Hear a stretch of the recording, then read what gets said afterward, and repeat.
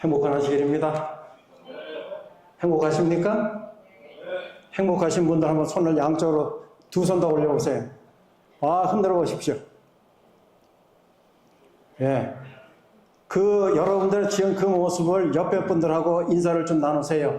행복하시지요? 하고 물어보세요. 뭐라고 답변하십니까? 행복하다 그래요? 네, 그렇습니다. 우리가 이렇게 하나님의 전에서 우리 하늘 가족들과 함께 만나고 교제를 하는 것이 얼마나 행복한 일인가를 오늘도 체험을 해보게 됩니다. 역시 우리 하나님은 선하시고 또 사랑이 많으신 분이십니다. 그래서 우리 하나님께서 오늘 복을 주셔서 여러분들이 강건한 가운데에 이곳에 오셔서 하나님의 말씀을 듣게 되셨습니다. 하나님께 감사의 아멘으로 화답해 주시면 고맙겠습니다. 아멘. 그렇습니다. 오늘은 여러분들과 함께 진리가 너희를 뭐 한다고요? 자유케 한다라고 하는 제목으로 말씀을 나누려고 합니다. 여러분들 자유를 좋아하십니까?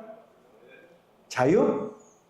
여러분 지금 생활하고 있는 모습이 너무 자유롭게 생활하십니까? 아니면 무엇인가 불편하십니까?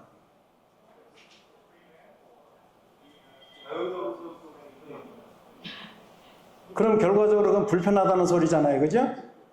자유로우면서도 불편할 수는 없습니다. 자유로우면 자유로운 거고 불편하면 불편한 것이지. 다시 한번 질문합니다. 여러분 지금 자유롭습니까? 아니면 불편하십니까?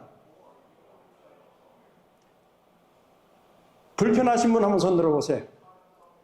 불편하시다. 예, 고맙습니다. 자유롭다. 나는 자유롭다. 그럼 손 안 드신 분들은 어떤 분들이세요? 예? 여러분들이 우리 사람이 내 자신의 존재감이 드러날 때는 어떠한 질문을 하였을 때에 반응을 보이는 겁니다. 반응을 보인다라고 하는 것은 내가 살아있다라고 하는 것을 증명하는 것이고 내 의사를 분명히 표현하는 것입니다. 다시 한번요. 나는 요즘 나의 삶이 또 신앙적인 모습들도 너무 자유스럽다. 그래서 좋다라고 하시는 분 손 들어보세요.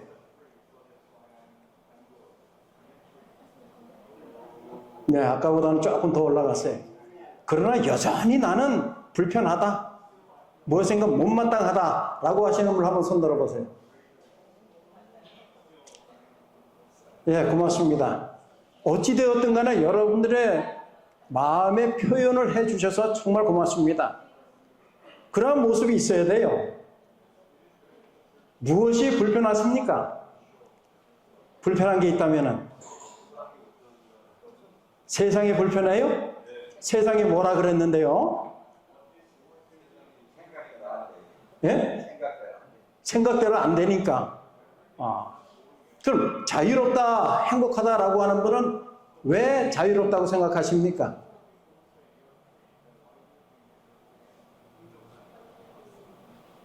대한민국은, 필리핀은 자유민주주의 국가가 맞습니까? 그럼 그 나라의 시민들은 자유로워야 된다라고 하는 그 말씀에 동의할 마음이 있으십니까? 그래야 돼요. 그런데 지금 거의 반으로 나누어지는데 반은 뭐 자유스럽고 반은 불편하다라고 표현을 했습니다. 자유롭다라고 하는 것은 여러분들의 그 마음이 그만큼 평안하다라고 하는 것을 대변하고 있습니다. 불편하다라고 하시는 분은 마음에 무엇인가 자유스럽지 못한 요소들이 존재하기 때문에 그만큼 나의 마음은 자유롭지 못하다라고 하는 것입니다. 일단 이 성경 말씀을 한번 다 같이 읽어보십시다. 시작. 그러므로 예수께서 자기를 믿은 유대인들에게 이르시되 너희가 내 말에 거하면 참으로 내 제자가 되고 진리를 알지니 진리가 너희를 자유롭게 하리라. 아멘. 여기에 보면은 자유롭게 될 수 있는 방법에 대해서 설명을 합니다. 그렇죠? 뭐라 그랬어요? 무엇이 여러분들의 불편한 마음을 자유스럽게 한다 그랬어요. 진리가. 요 성경절 말씀을 조금 분석을 한번 해보십시다. 뭐 간단하게만 해볼 거예요. 여러분들이 말씀 안에 있으면 그랬어요. 요한복음 8장 31절과 32절에 다시 한번 보여드릴까요? 뭐라 그랬어요? 내 말에 거하면, 말씀 안에 거하면, 중간쯤에 있어요. 그렇죠?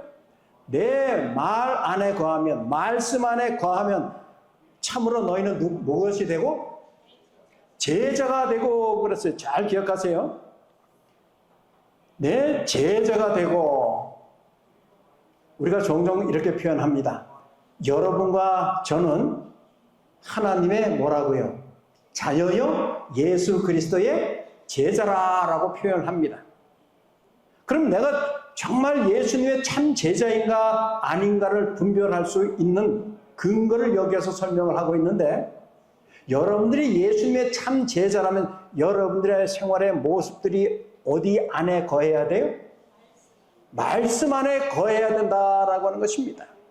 내 말 안에, 그리스도 예수의 말씀 안에 거하면 우리는 참 제자가 될 수 있습니다.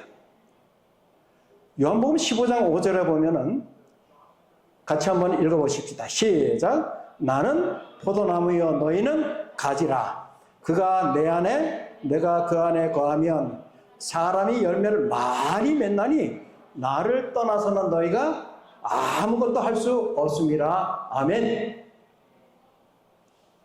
우리가 그리스도 예수 안에 거한다라고 하는 것은 말씀이 나의 생활 속에 전폭적으로 연결되어 있어야만 합니다.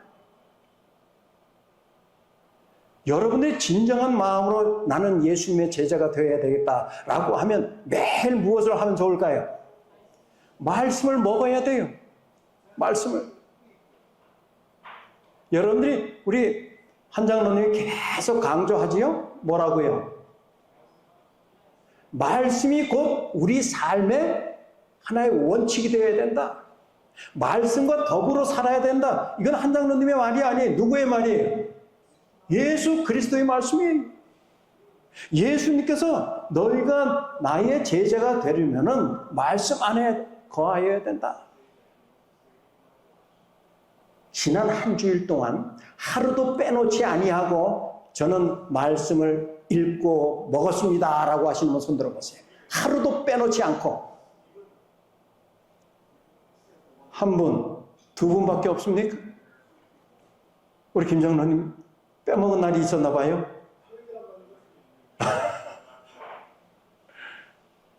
보십시오. 아주 중요해요. 아무것도 아닌 것 같아요. 그러나 아주 중요합니다. 그렇다고 해서 여러분이 육적인 양식을 하루라도 굶어보신 분, 지난 한 주일 동안. 뭐 한 끼 정도는 걸을 수가 있어요. 그죠?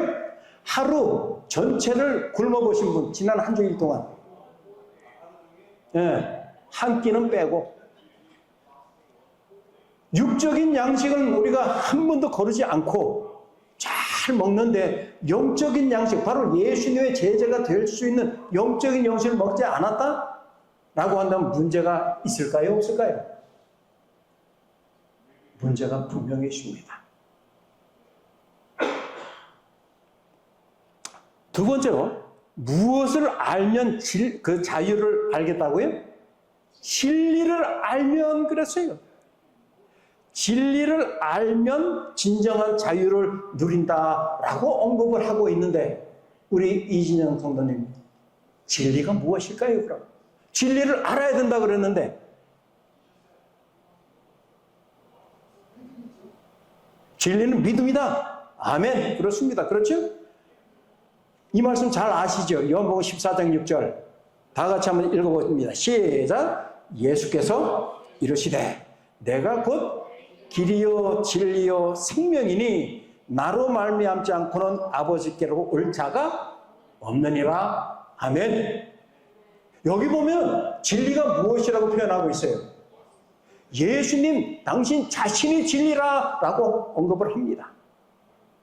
말씀 안에 거하면 예수님의 제자가 되고, 진리 되신 예수님을 내가 진정으로 알고 깨닫게 되면 나의 삶은 무엇 가운데 있다고요? 자유로운 가운데 있다. 제일 처음 여러분들 표현 속에 자유스럽기도 하고 불편하기도 합니다 라고 하는 것은 예수님 당신 자신이 그렇게 표현하는 자의 마음 중심에 계시는 거예요? 못 계시는 거예요? 계시지 않는 것입니다.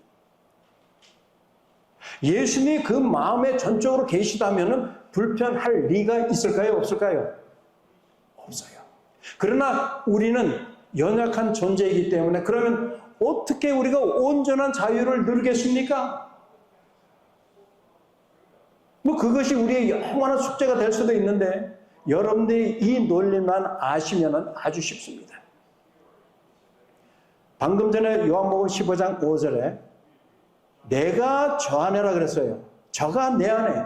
결과적으로 예수님과 내가 무엇이 되면요. 여러분 부부는 일심 뭐라 그래요? 일심동체라. 일심동체의 의미가 무엇입니까? 부부를 표현할 때 일심동체라고 하지만 우리 김 장로님 네 분 항상 일심동체가 돼야 안 돼요. 될 때도 있고 안 될 때도 있어요. 그럼 될 때는 아주 행복해요. 큰 소리가 날 이유가 없습니다. 그러면 동체가 되지 아니할 때는 어때요? 서로 큰 소리도 나게 되고 마음이 상하게 되고 마찬가지 불편하다라고 하는 용어가 거기서 나와요.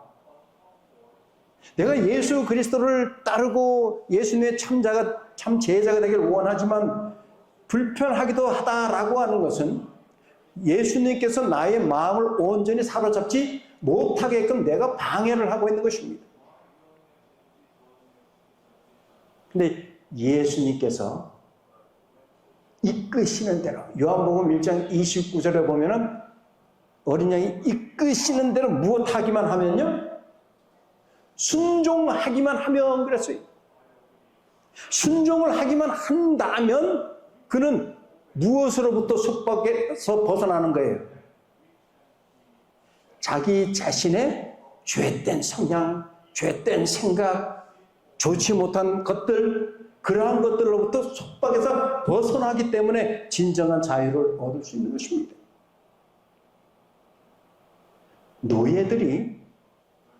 노예들에게 자유가 있을까요? 없을까요? 있어요? 없어요? 노예들에게. 있는 것처럼 보일 때도 있겠지만은 대체적으로 모든 삶은 속박 속에 있기 때문에 자유스러울 수가 없습니다. 그들이 자유로움을 경험할 수 있는 유일한 방법이 있다면 어떠할 때요? 주인이 이제 너는 노예가 아니고 나의 종이 아니고 그 신분을 내가 바꿔준다. 똑같은 자유의 신분으로 풀어주었을 때 그는 더 이상 노예가 되지 아니하고 우리와 같은 자유를 누릴 수 있는 존재가 되는 것입니다. 이 성경 말씀은요. 우리가 진정한 자유로 요즘 세상이 어때요?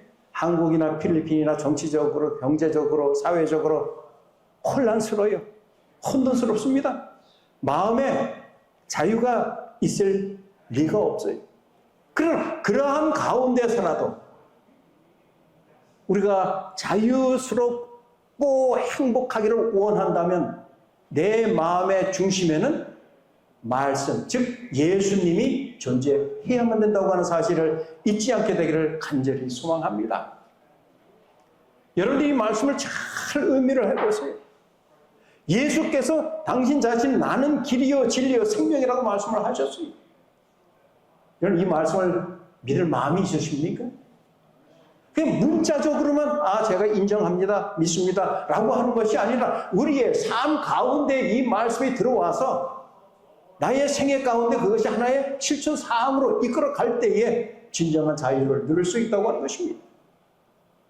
말씀 안에 거한다. 이 의미가 과연 무엇일까? 우리는 종종 이론을 앞세웁니다.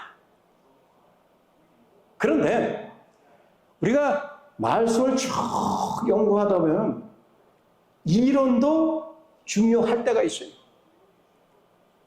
그러나 이론보다 더 중요한 것은 뭐라고요?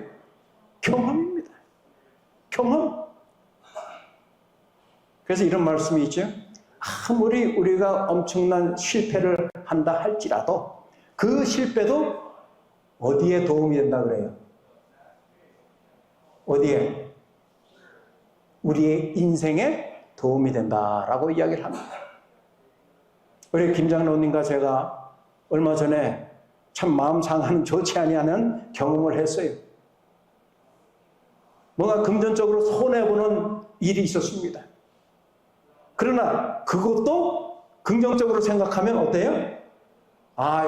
이러한 일이 앞으로 또 있을 터인데 그때는 어떻게 대처하면 되겠다라고 하는 교훈을 배웠습니까? 못 배웠습니까?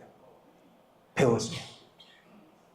조금 비싼 튜이션비를 냈지만은 이제 우리의 머릿속에는 이럴 때는 그렇게 하면 안 되는구나. 그것을 경험하고 나니까 어때요? 근데 그보다 더 현명한 방법이 있다면 그러한 일이 있기 전에 이미 예방법으로 허락하신 하나님의 말씀에 기초로 해서 우리가 살아간다면 앞으로 주어지는 여러 가지 혼란스러운 세상 가운데서도 우뚝 서서 행복한 삶을 영위해 갈 수 있다라고 하는 사실을 가르쳐 주고 있는 것입니다. 근데 여기에서 가장 중요한 것은요, 우리가 이론적으로 성경 지식적으로 아무리 많이 안다고 할지라도 무엇을 하지 아니하면요, 말씀을 듣고 뭐 하지 아니하면, 행하지 아니하면 결코 우리는 예수님의 제자가 될 수 없다고 하는 사실입니다. 듣고 행할 때에 우리는 예수님의 제자가 되고 말씀 안에 거하여 진정한 진리가 무엇인가를 알고 자유스러운 모습을 체험하겠다는 것입니다. 저는 오늘 여러분들이 이 말씀을 듣고 그리스도 예수 안에서 참 진리 되신 예수님 안에서 진정한 자유를 경험하시게 되기를 간절히 바랍니다. 제일 처음에 비슷한 질문을 했었잖아요. 여기 보십시오.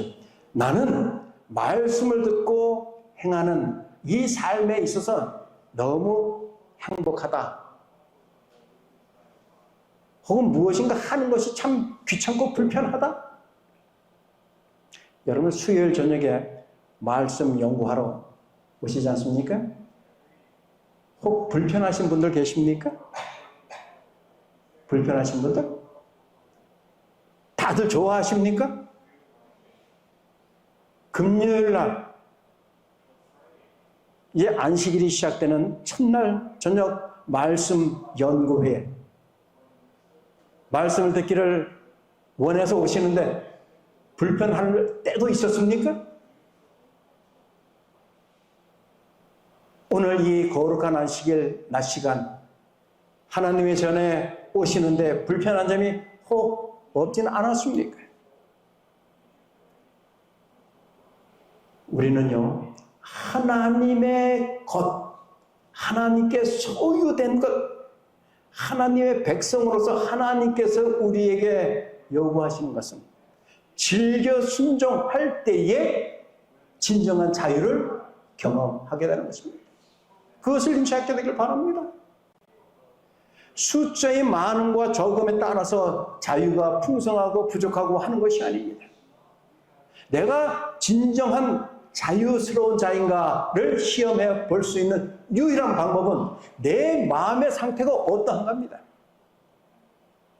공산주의라고 하는 제한된 영역 가운데에서도 자유스러운 백성이 있을 수가 있습니까? 없습니까? 어떻게 생각하세요? 이 세상에서 유일한 공산주의 국가가 있다면 어디예요? 요즘은 사회주의 국가 표현하죠? 이북이 있어요. 북한이 있습니다. 그 북한에도 개인적으로 나는 진정한 자유가 무엇인가를 알고 자유스러운 생활을, 자유로움을 갖고 있습니다 라고 하는 사람이 있을까요? 없을까요?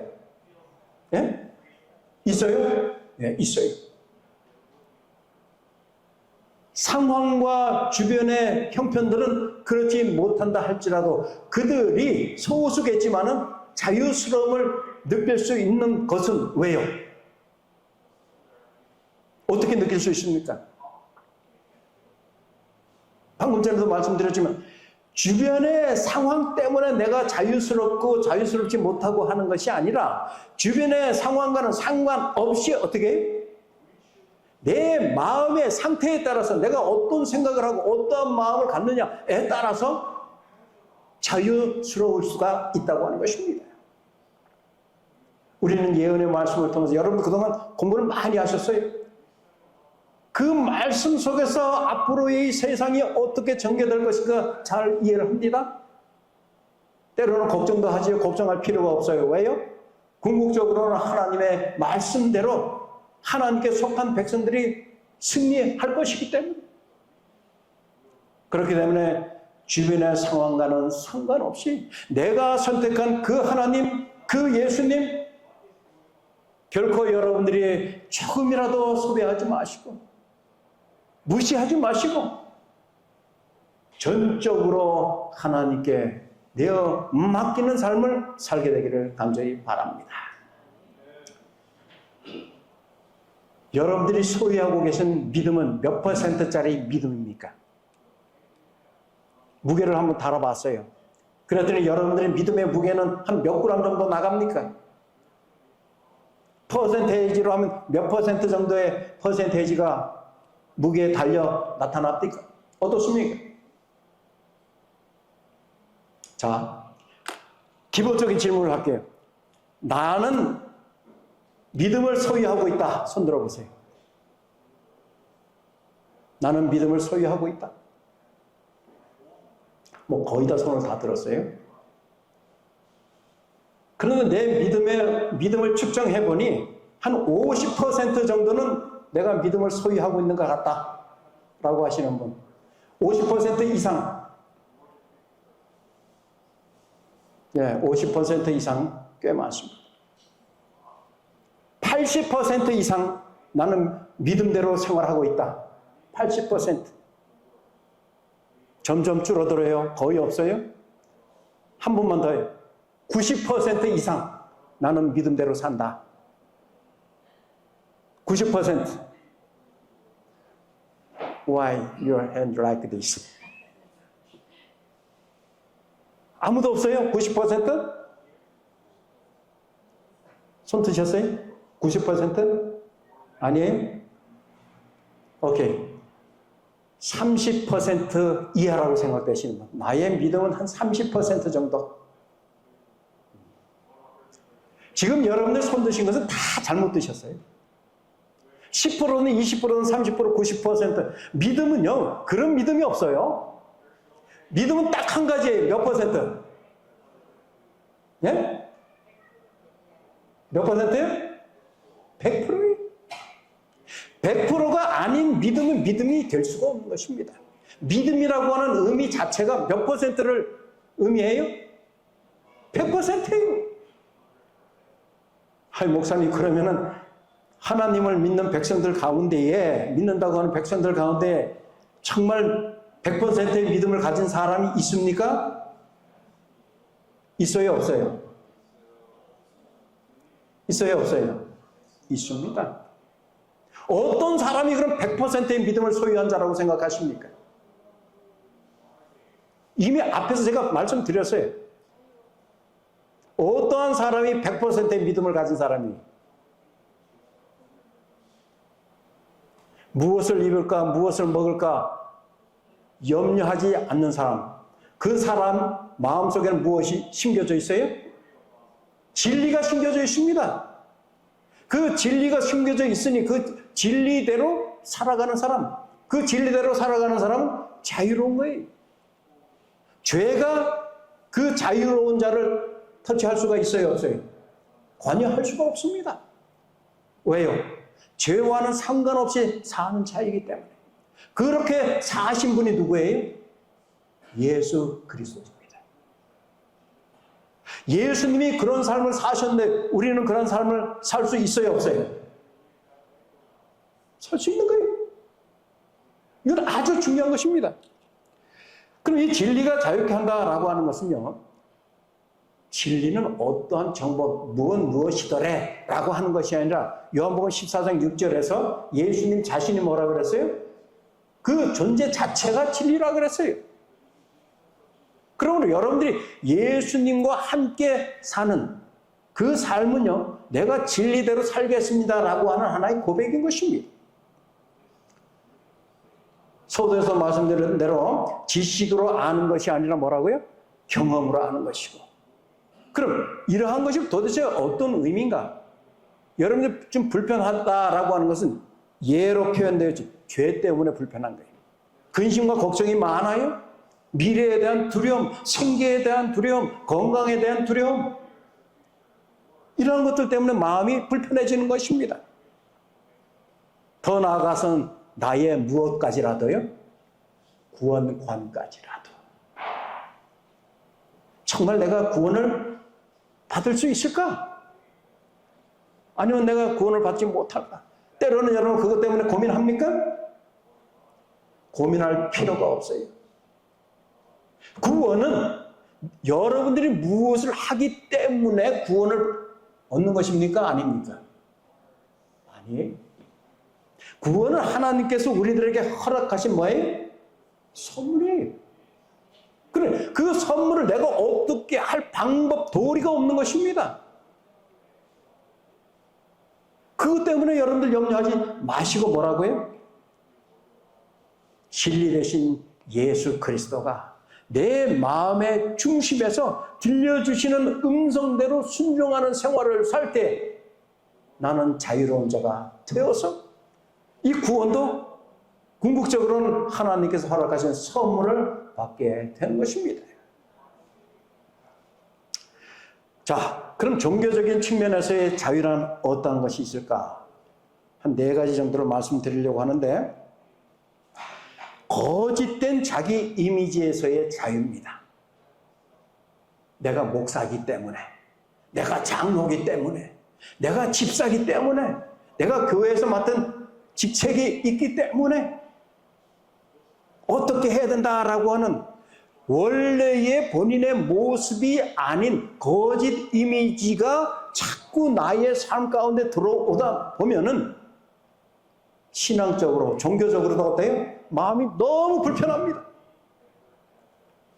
그래서 내 몸은 교회에 와 있지만 정신적으로는 어때요? 너무 불편해요. 죄스러워요. 이렇게 살면 안 되는데 라고는 방황과 고민을 하게 되는 것입니다.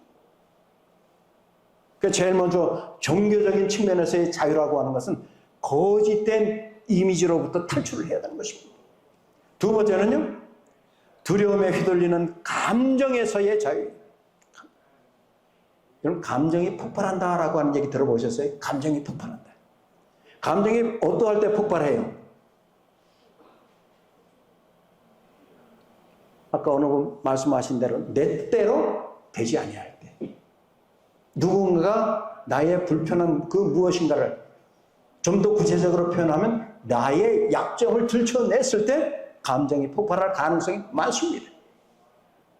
그런데 그 감정을 어떻게 해야 돼요?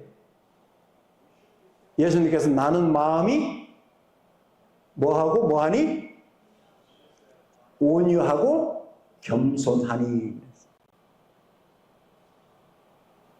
우리 고진은 성도님 본인 스스로 나는 마음이 온유하다라고 생각합니까? 아니에요. 우리 이재현 성도, 나는 생각해보니 나는 겸손한 사람이다 라고 생각하십니까? 아니에요. 왜?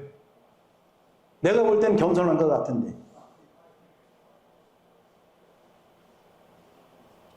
마음이 온유하고 겸손하다라고 하는 이 표현은요, 원래부터 우리도 마음이 온유하고 겸손한 자입니다, 사실은. 근데 자꾸 자꾸 이 죄된 성향이라고 하는 그 성향 자체가 꿈틀꿈틀대는 거예요. 그래서 우리의 그 온유하고 겸손한 마음을 자꾸 짓눌러요. 그리고 무엇인가 인정받고 싶은 욕구들이 더 높아지고, 그러다 보면 자존심이라고 하는 것이 세워져요. 내가 자존심이 세워지면은 상대방이 나를 볼 때에 긍정적으로 바라보게 됩니까? 부정적으로 바라보게 됩니까? 자존심이 센 사람을 좋아하는 사람들은 그다지 많지가 않아요.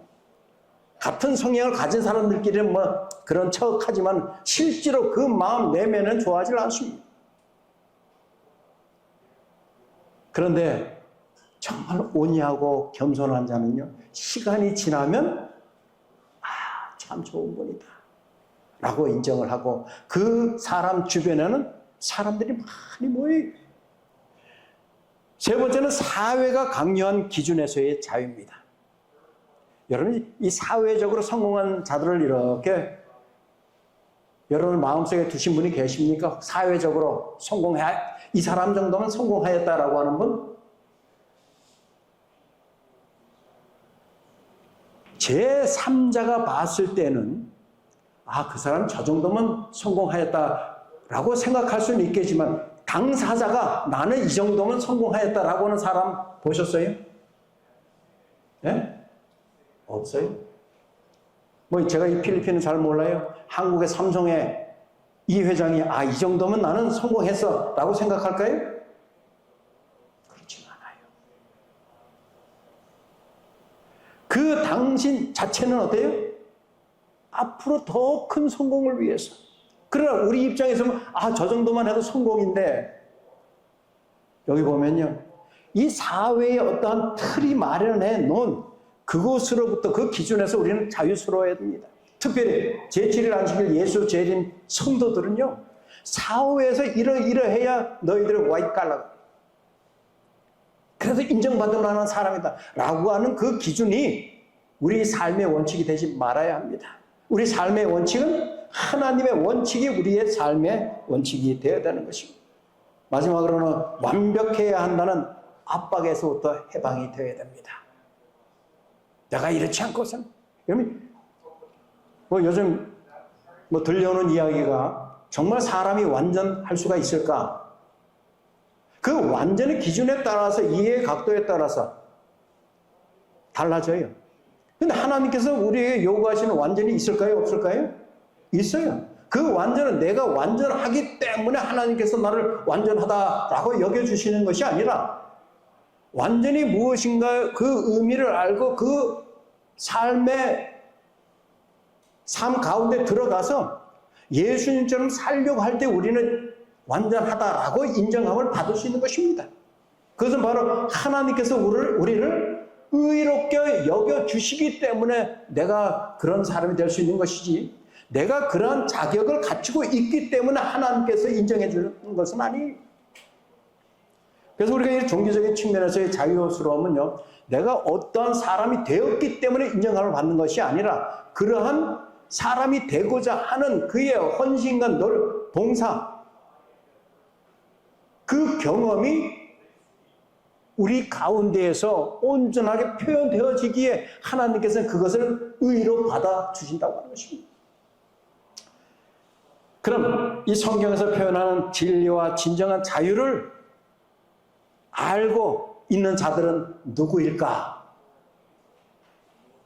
이 사건이라고 하는 책에 보면 이런 표현이 있는데 함께 읽어봅니다. 시작. 온 그리스도교는 하나님의 계명과 예수 믿음을 지키는 자들과 짐승과 그 우상에게 경배하고 그 표를 받은 자들의 두 부류로 나눌 것이다. 궁극적으로 이 세상은 이제 두 부류로 나눠집니다. 그런데 진리와 진정한 자유가 무엇인가를 알고 그 원칙에 맞게 살아가는 자들은 하나님의 계명과 예수의 믿음을 지키는 자들입니다. 좀 더 우리가 이것을 구체적으로 표현할 때가 있겠지만, 여러분들이 알아두셔야 될 것은요, 하나님의 계명과 예수의 믿음을 지키는 자예요. 그러나 거짓 하나님의 계명과 예수의 믿음을 지키는 자들도 우리 주변에 얼마든지 있다고 하는 것입니다. 그런데 두 부류 가운데 한 부류는 참이고 한 부류는 거짓입니다. 근데 그 참과 거짓이 하늘과 땅처럼 완전히 분리되어 있는 다름이 아니에요. 잘못된 것이 아닙니다. 대체적으로는 거의 비슷해요. 똑같은 원칙을 가지고 똑같은 가르침을 베풀고 있습니다. 그러나 그 가운데 약간의 다름이라고 하는 작은 것의 다름 때문에 그들은 결과적으로 하나님의 심판대 앞에 설 것이라고. 사탄의 큰 오류가 현실 가운데서도 이미 적용되고 있습니다. 이미 오래전부터 성경 가운데도 언급을 하고 있어요. 그것이 계속 흘러내려옵니다. 뭐라고요? 대전도 588쪽에 시작. 사단의 두 큰 오류, 영혼 불멸설과 일요일 신성성을 통하여 사람들을 그의 기만 아래 들어오게 할 것이다. 일요일을 신성하게 여기서 일요일을 준수한다. 죽었던 사람이 나타나 보이는 것입니다. 엔돌의 무당, 그 이야기를 우리가 잘 알고 있습니다. 성경 가운데서도 이미 우리에게 제시해 주었습니다. 그러한 일들이 앞으로도 일어날 것이고 현재도 일어나고 있는 것입니다. AI가 발달하면서 이미 죽은 자를 어떻게 해요? 복원해낸다 그러잖아요. 그래서 살아있는 것처럼 모습도 보이고 목소리는 거의 똑같고요. 아니 똑같아 라고 해도 과언이 아닐 정도입니다. 그래서 올바른 정신 속에 참 믿음을 갖고 생활하는 자라 할지라도 미혹해 하는 때가 이미 도래했어요.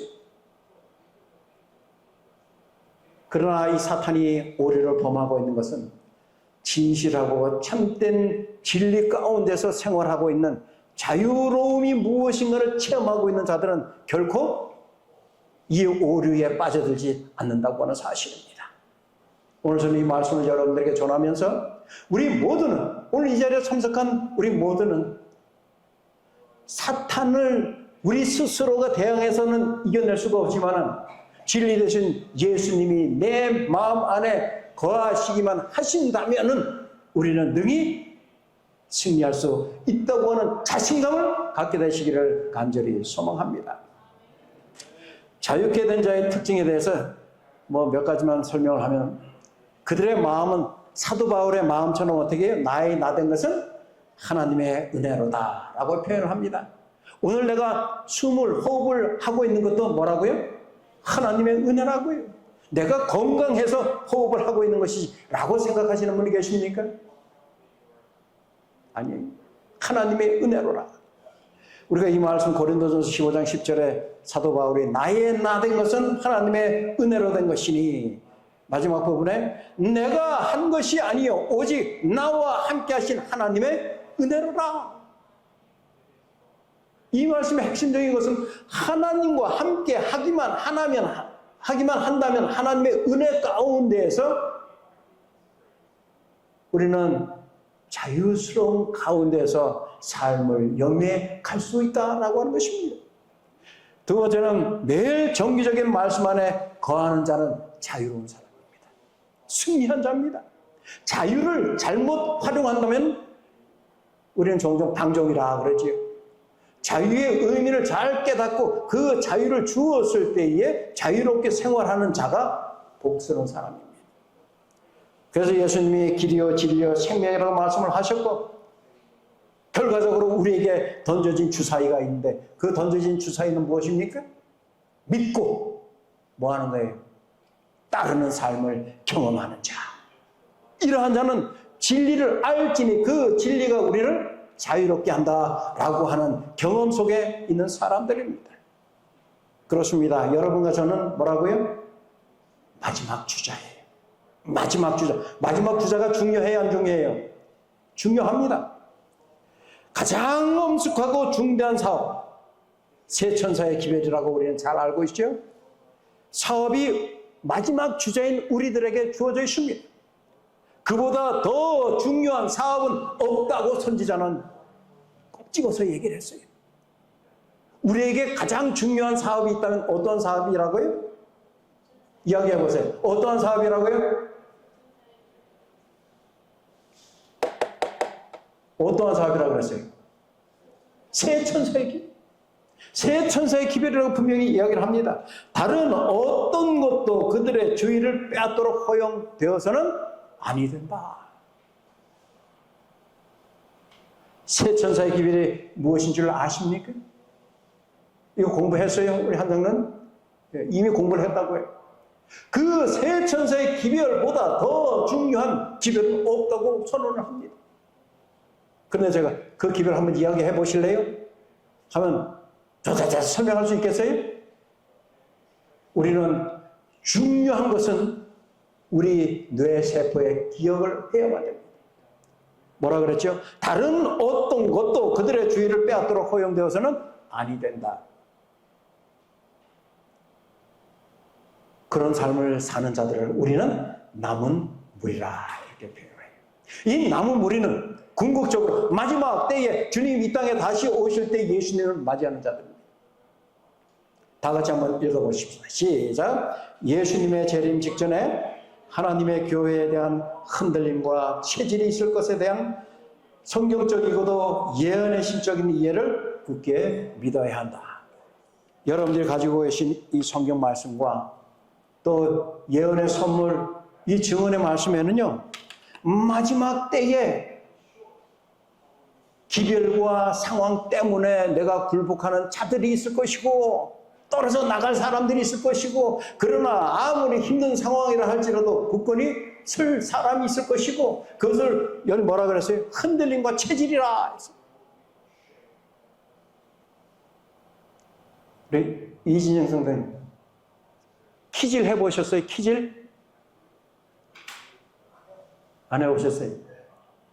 저는 해봤어요.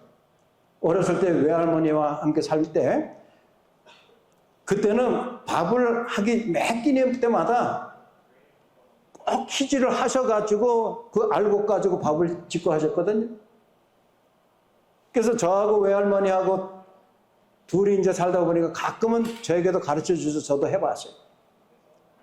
그걸 잘 하면은 알곡은 안으로 밀려 들어오지만은 잘못하면 쭉정이든 돌이든 쌀이든 어떻게 다 안으로 들어와요. 또 잘못하면 다 바깥으로 나가요. 분명히 말씀하셨어요. 때가 되면 우리의 믿음을 어떻게 해요? 흔들어서 흔들림과 체질에 의하여 알곡은 예수님께서 수확을 하실 것이고 쭉정이는 바깥에 포려움을 당하여 불에 태움을 당할 것이라. 사랑하는 우리 까가얀 한인교회 성도 여러분, 정말 여러분들이 그리스도 예수 안에서 자유롭고 행복한 삶을 영위하신다면, 그렇게 하기를 원하신다면, 내가 나의 아이덴티티를 그리스도 예수 안에 못 박으시게 되기를 간절히 바랍니다. 그러면 진리이신 예수님께서 우리의 삶을 보장해 주셔요. 진리를 알지니 그 진리가 여러분들을 자유케 하셔서 이제 예배가 마치고 또 집으로 돌아가시잖아요. 세상으로 나갑니다. 여세 동안 생활해야만 됩니다.